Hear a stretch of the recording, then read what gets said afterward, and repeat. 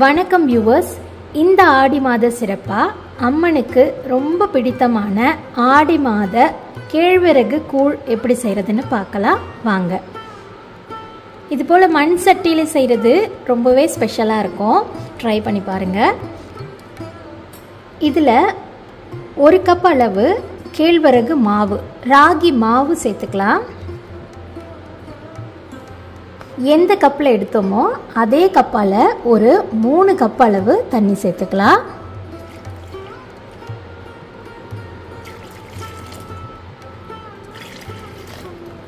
மூணு கப் தண்ணி சேர்த்தாச்சு.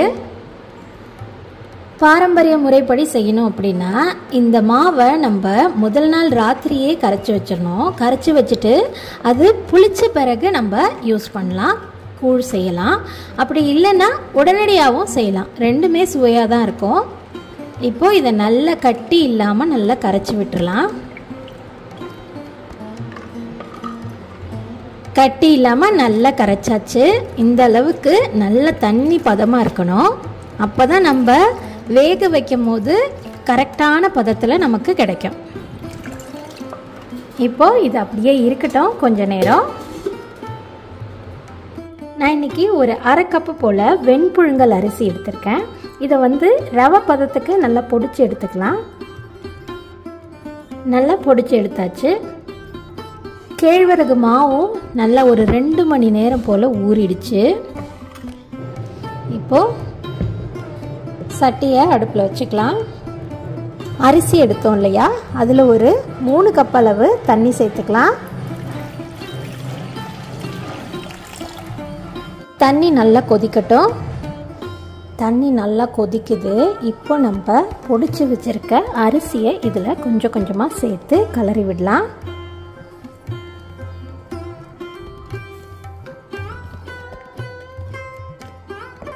இந்த அரிசி நல்லா வேகணும்.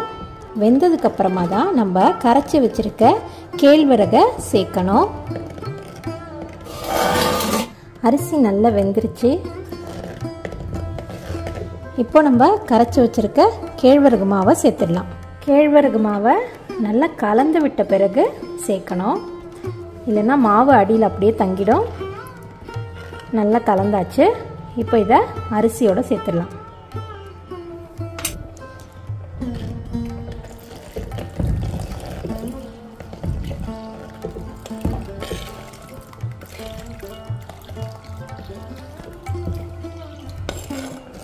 இப்போது இதை நல்லா கலந்து விட்டுட்டு இந்த மாவை வேக விட்டுறலாம்.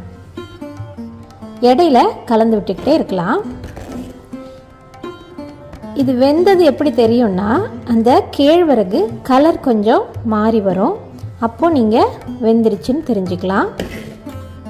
ஓரளவுக்கு திக்காகவும் ஆக ஆரம்பிக்கும். இப்போது இதுக்கு தேவையான அளவு உப்பு சேர்த்துக்கலாம். உப்பு சேர்த்து நல்லா கலரி விட்டுடலாம். இந்த ஸ்டேஜில் நம்ம ஸ்டவ்வை ஆஃப் பண்ணிடலாம். நல்லா ஆறட்டும். ஆறின பிறகு நம்ம அடுத்தது என்னன்னு பார்க்கலாம். இப்போ நம்ம கேழ்வரகு கூழ் தயார் செஞ்சிடலாம். இது நல்லா ஆறி நல்ல பதமாக இருக்குது. இப்போ நம்ம கூழ் தயார் பண்ணிடலாம். நல்லா இப்படி கெட்டியாக இருக்கும். நம்ம எவ்வளோ கூழ் தயார் செய்கிறோமோ அவ்வளோத்துக்கு தேவையான அளவு நம்ம எடுத்துக்கலாம். அப்பப்போ கூட நம்ம கலந்து யூஸ் பண்ணிக்கலாம். இப்போது நான் ஒரு 3 கரண்டி போல் சேர்க்குறேன். சேர்த்தாச்சு. இப்போ இது கூட மோர் கலந்துக்கலாம். தயிராக இருந்ததுன்னா நல்லா அதை மோராக ஆற்றி நம்ம இதோட அதை கலந்துக்கலாம். நான் ஒரு 1/2 டம்ளர் போல் மோர் எடுத்திருக்கேன். இதோட நறுக்குன சின்ன வெங்காயம், பச்சை மிளகாய் சேர்த்துக்கலாம். சின்ன வெங்காயம் தான் ரொம்ப டேஸ்டாக இருக்கும். கொத்தமல்லி தழையும் சேர்த்துக்கலாம். இப்போது இது எல்லாத்தையும் சேர்த்து நல்லா கலந்து விட்டுடலாம். நம்ம ஏற்கனவே கேழ்வரகு மாவில் தேவையான அளவு உப்பு சேர்த்துருக்கோம். இப்போது கூட மோர் கலந்துருக்கோம். உப்பு தேவைன்னா நம்ம சேர்த்துக்கலாம். நான் இன்னைக்கு இதை அம்மனுக்கு படைக்க போகிறேன். அதனால் ஒரு வேப்பிலை சேர்த்துருக்கேன் உள்ள. வாங்க இதை நம்ம அம்மனுக்கு நைவேத்தியமாக படைக்கலாம். வர வேண்டும் தாயே, ஒரு வரம் தர வேண்டும் நீயே. வர வேண்டும் தாயே, ஒரு வரம் தர வேண்டும் நீயே. அறம் வளர்க்கும் அம்மா, அறம் வளர்க்கும் அம்மா, பார்வதவர்தனி. அறம் வளர்க்கும் அம்மா பார்வதவர்தனி, திருவையாறு தனில் மேவும் தர்ம சம்வர்தனி.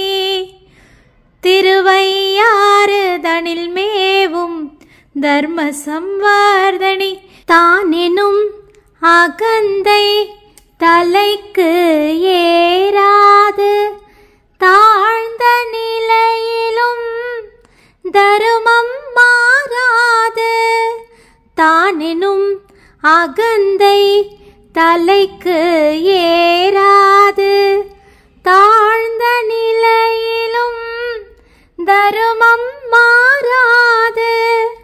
வான்புகழ் வள்ளுவன் வகுத்தனல் வழியில் காண்பவை யாவுமே வரமருள் தாயே. வர வேண்டும் தாயே, ஒரு வரம் தர வேண்டும் நீ.